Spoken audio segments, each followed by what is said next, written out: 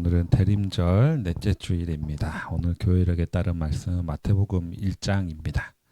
예수님의 탄생 이야기이죠. 전에도 말씀드렸지만 신약 성경은 서신서가 가장 먼저 기록이 되었습니다. 서신서가 먼저 기록되고 복음서가 나중에 기록이 되었는데요. 서신서는 초대교회 공동체를 위해서 공동체를 유지하기 위한 실제적인 목회적 지침 그리고 교리적인 가르침들이 있는 서신들입니다. 당시는 사도들의 수가 부족하고 교회들은 계속 세워지고 확장되다 보니까 이런 편지로 하는 목회 활동은 필요했다고 볼 수가 있습니다.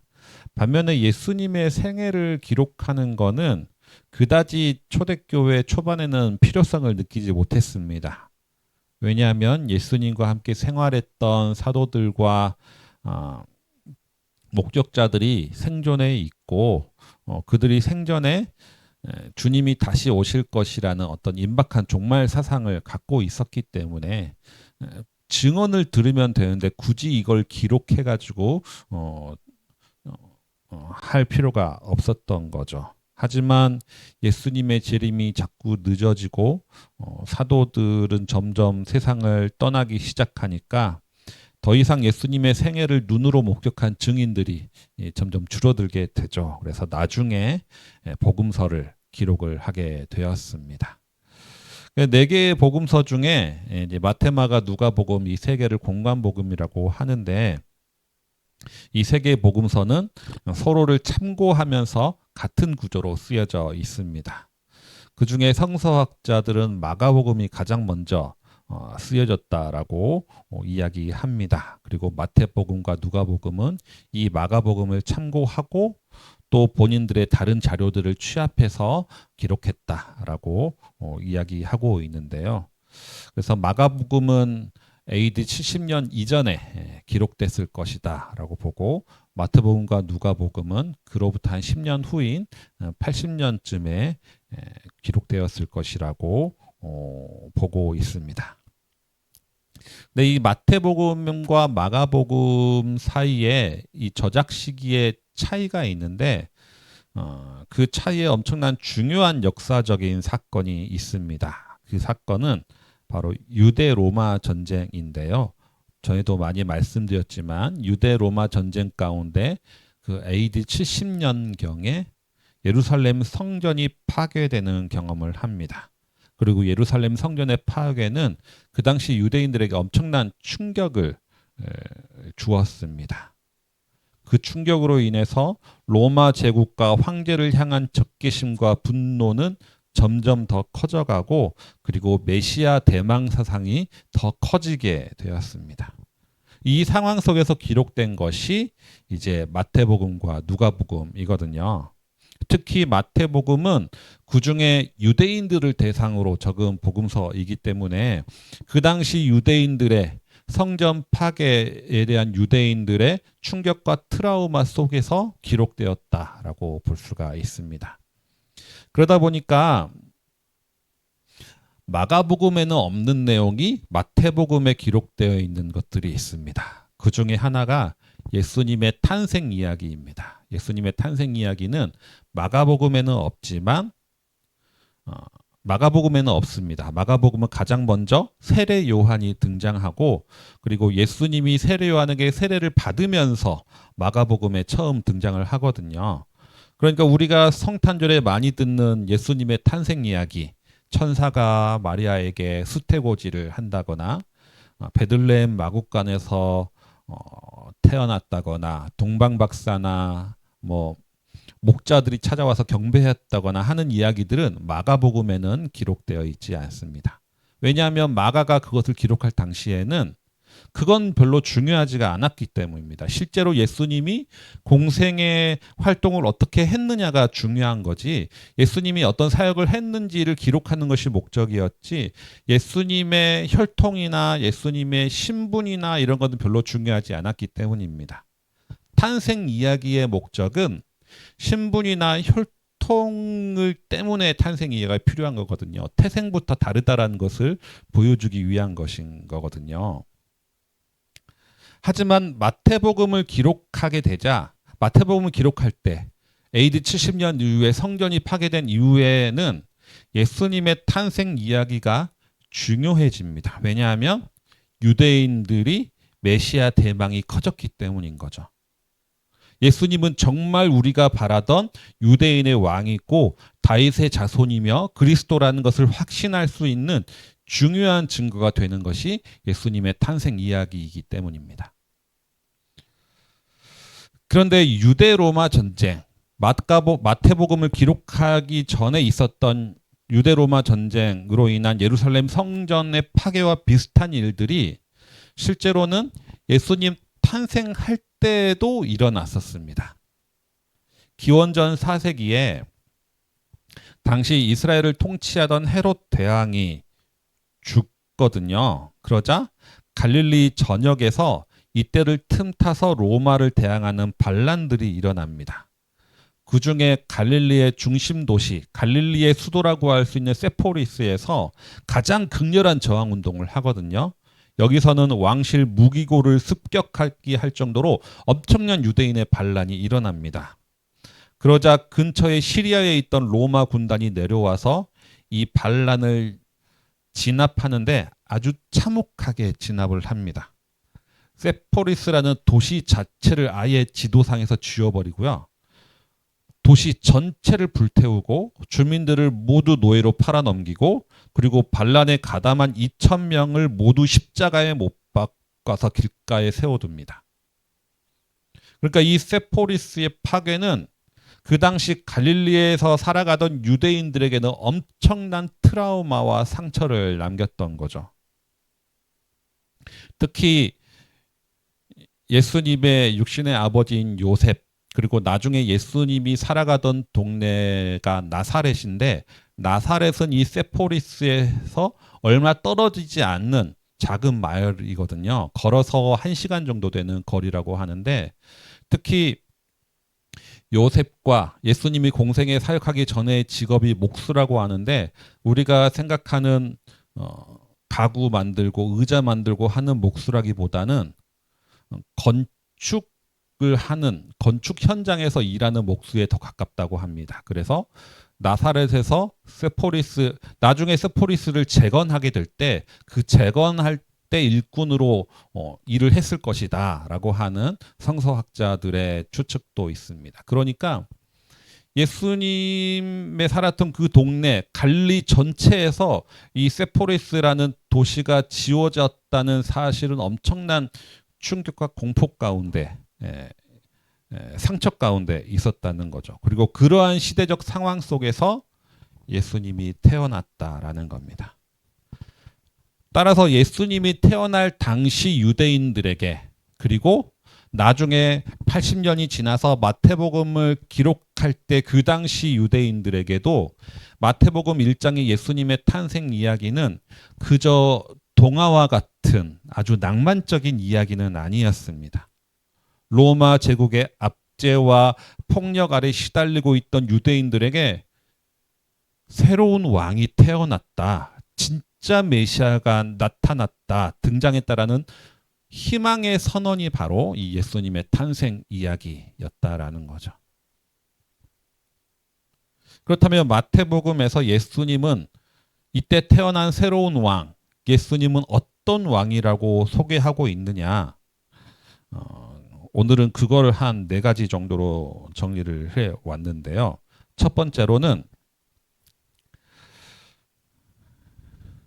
그는 다윗의 자손으로서 이 땅에 오신 왕이다라고 이야기합니다.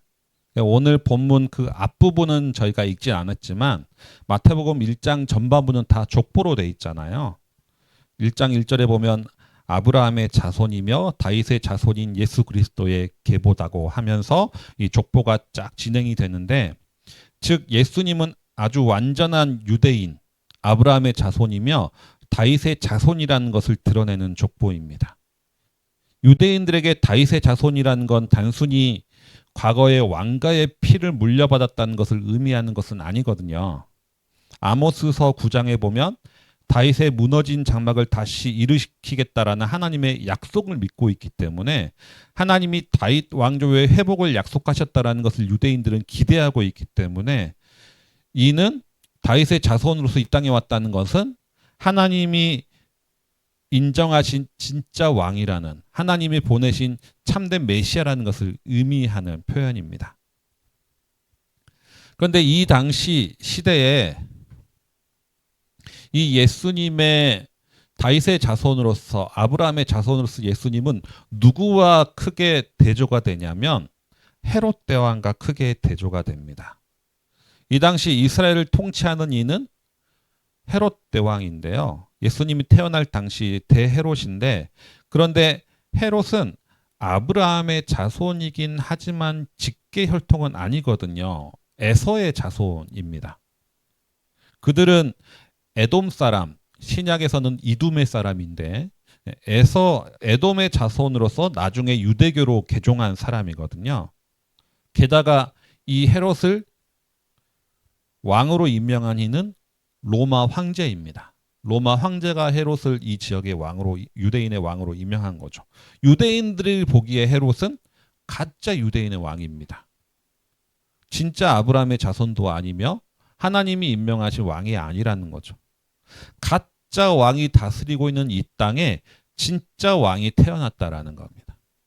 아브라함의 자손, 다윗의 혈통이면서 하나님이 약속하신, 로마 황제가 약속한 왕이 아니라 하나님이 임명하신 왕이 태어났다. 이게 예수님의 탄생의 유대인들이 느꼈던 예수님의 탄생의 의미입니다. 그리고 두 번째로 오늘 읽은 본문에서 천사는 요셉을 누구라고 소개하고 있냐면 구원자라고 얘기를 합니다. 그가 자기 백성을 그들의 죄에서 구원할 것이다. 그런데 이 당시에 구원자라는 호칭을 딱 들으면 가장 먼저 떠오르는 인물은 로마 황제입니다. 헬라어로 소테르라고 하는데 로마 황제에게 붙이던 가장 대표적인 칭호 중에 하나가 이 구원자입니다.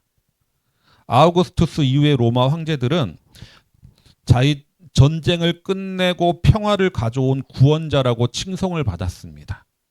팍스 로마나 시대, 로마의 평화 시대를 열었다라는 의미로서 이들은 인류의 구원자로 칭송을 받았던 거죠. 그런데 이러한 로마의 평화 시대가 진정한 평화였느냐?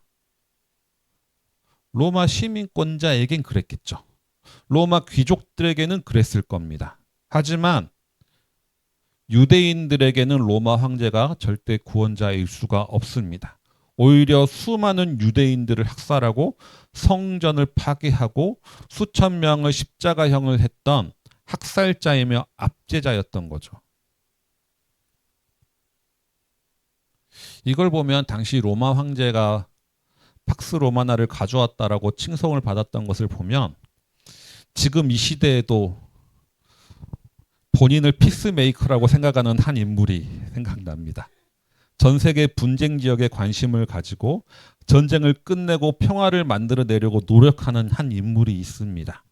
러시아와 우크라이나 전쟁에도 개입하고 태국과 캄보디아 전쟁도 본인이 끝냈다라고 말하고 이스라엘과 하마스의 휴전 업적도 휴전한 것도 자신의 업적이라고 주장합니다.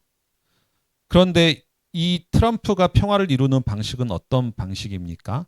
강자가 이득을 얻고 약자가 피눈물을 흘리며 억지로 이루어지는 평화입니다. 이거는 로마 황제가 만들어냈던 팍스 로마나와 근본적으로 차이가 없습니다.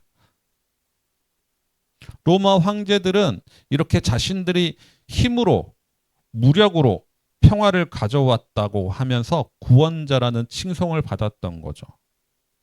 하지만 마태복음에서 천사는 로마 황제가 너희의 구원자가 아니라 곧 태어날 아기가 너희들을 죄에서 구원한다라고 선언하고 있습니다. 여기서 죄는 단순한 개인의 잘못을 뜻하는 게 아닌 거죠. 유대인들은 자신의 민족이 하나님과의 언약을 어겼기 때문에 바벨론부터 시작해서 계속되는 포로 생활을 하고 있다고 생각하고 있거든요. 죄에서 구원한다는 것 자체가 죄에서부터 구원할 자라는 뜻은 단순히 죽어서 천국 가게 해준다라는 의미가 아니라 지금의 유대인이 받는 압제와 고통으로부터 해방시켜 줄 것이라는 의미를 갖고 있습니다. 예수님이 이 태어날 아기에게서 유대인들은 이러한 의미를 갖고 있다는 거죠. 세 번째로 마태복음은 새로 태어날 왕은 임마누엘의 상징이 될 것이다 라고 말하고 있습니다. 임마누엘의 뜻은 하나님이 우리와 함께 하신다라는 거죠. 그런데 원래 유대인들이 하나님이 우리와 함께 하신다라는 상징적인 것이 뭐였냐면 성전이었습니다. 이들은 성전이 이 땅에 있기 때문에 하나님과 우리와 함께 하신다라고 느꼈고, 성전은 아직 하나님과 유대인이 연결되어 있다라는 증거가 되었습니다. 그런데 마태복음이 쓰여지기 전에 있었던 성전 파괴라는 충격적인 사건을 마주하면서 이제 유대인들은 하나님이 우리를 떠났다라는 불안을 느끼기 시작했던 거죠. 하지만 마태복음은 하나님이 우리와 함께 하신다라는 상징이 성전이 아니다라는 얘기합니다. 예수 그리스도가 바로 임마누엘이 되신다라는 의미인 거죠. 그리고 네 번째로 새로운 왕은 여성의 아들로 태어납니다. 우리가 예수님도 족보가 기록되어 있지만 사실 족보는 남성의 역사입니다. 아버지와 아들을 끊임없이 나열하는 것이 사실 족보입니다. 예수님의 족보도 마찬가지죠. 아브라함이 이삭을 낳고 이삭이 야곱을 낳고 야곱이 유다를 낳고 이렇게 계속해서 이어집니다. 그런데 이렇게 아버지와 아들로 이어지는 이 족보가 예수님 앞에서 갑자기 딱 끊어집니다. 16절에 보면 야곱은 마리아의 남편 요셉을 낳았다. 그리고 요셉이 예수님을 낳았다고 말하지 않고 마리아에게서 그리스도라고 하는 예수가 태어났다라고 기록되어 있습니다. 아버지와 아들로 연결되던 이 족보가 예수님 앞에서 끊어지는 거죠. 18절에 보면 애초에 요셉을 설명할 때도 마리아의 남편 요셉으로 소개를 합니다. 그리고 성경은 육체적으로도 요셉이 아니라 마리아의 아들로 태어났다라고 기록하고 있습니다. 이 당시 로마는 남성성을 숭배하던 사회입니다.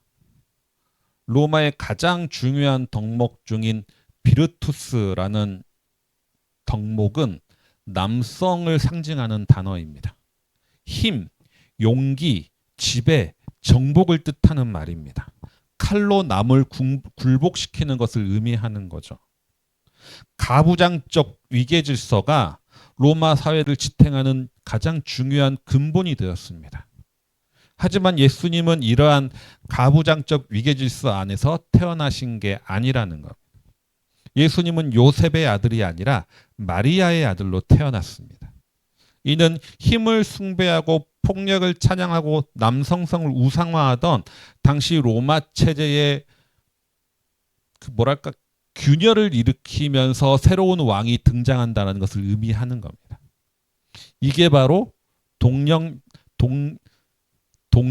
탄생의 의미인 거죠. 그리고 마지막으로 새로운 왕은 순종과 배려를 통해서 태어납니다. 당시 왕의 탄생은 힘과 경쟁을 통해서 상대방을 이겨서 얻는 것입니다. 로마 황제인 아우구스투스도 경쟁자를 물리치고 황제의 자리에 올랐고 헤롯도 마찬가지입니다. 새로운 왕이 태어났다고 말하자 베들레헴의 수많은 영아를 살해했던 게 헤롯이잖아요. 뿐만 아니라 헤롯은 자신의 왕위 계승을 두려워해서 자기의 아내들과 아들들까지 모함해서 처형하기도 했습니다. 그래서 아우구스투스가 헤롯에게 헤롯의 아들로 태어나느니 헤롯의 돼지로 태어나는 것이 낫다라고 농담을 했다고 하죠. 그 유대인으로서 돼지고기는 안 먹으니까 차라리 돼지로 태어나는 게 낫다라는 겁니다. 이렇게 비정한 모함과 암투와 살인으로 점철된 왕위 계승과 달리 예수님의 탄생 이야기는 전혀 다른 이야기를 들려줍니다.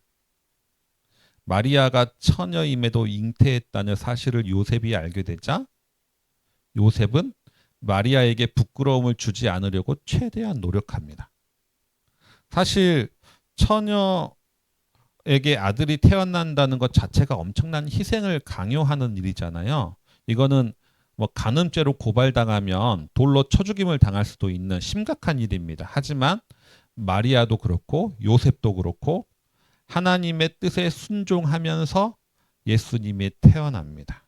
이러한 순종과 배려와 의로운 마음으로 태어난 새로운 왕과 모함과 경제와 암투와 살인으로 탄생되는 왕과의 엄청난 대조를 보여주고 있는 것이죠.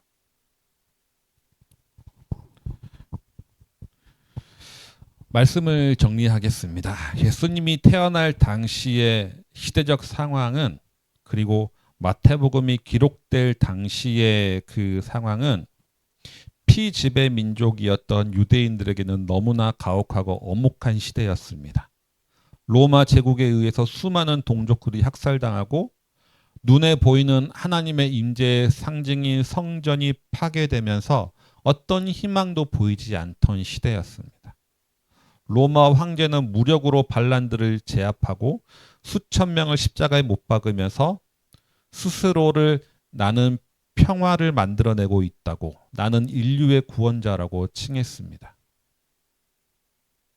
그리고 지금 이 시대도 어쩌면 그때와 비슷합니다. 전 세계 곳곳에서 전쟁이 끊이질 않고 있고 그 전쟁을 끝내고 평화를 만들어내는 방식도 역시 힘의 논리로 이루어집니다.